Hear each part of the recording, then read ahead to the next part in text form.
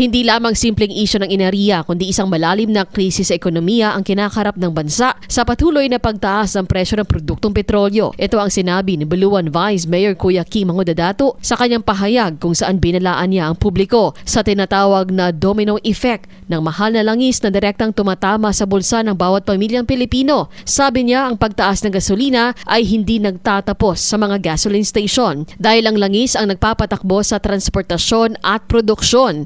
Asahan ang mabilis sa pagsipa ng pamasahe na mas mabigat na pasanin para sa mga commuter at estudyante. Presyo ng pagkain dahil sa mahal na gasto sa pagbiyahe ng mga produkto mula bukid patungong palengke at konstruksyon at negosyo.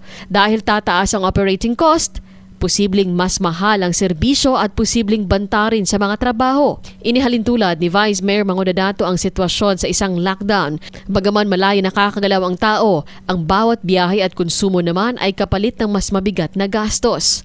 Upang maibsan ang epekto ng krisis, nagbigay ng 3 mahalagang payo ang Vice-Alcalde. Magtipid sa biyahe, iwasan ang mga hindi importanteng lakad, maayos sa pagpaplano, maging madiskarte sa pag-budget ng mga gastusin sa bahay, paghahanda, tanggapin ang realidad na posibleng mas tumaas pa ang presyo sa mga susunod na araw.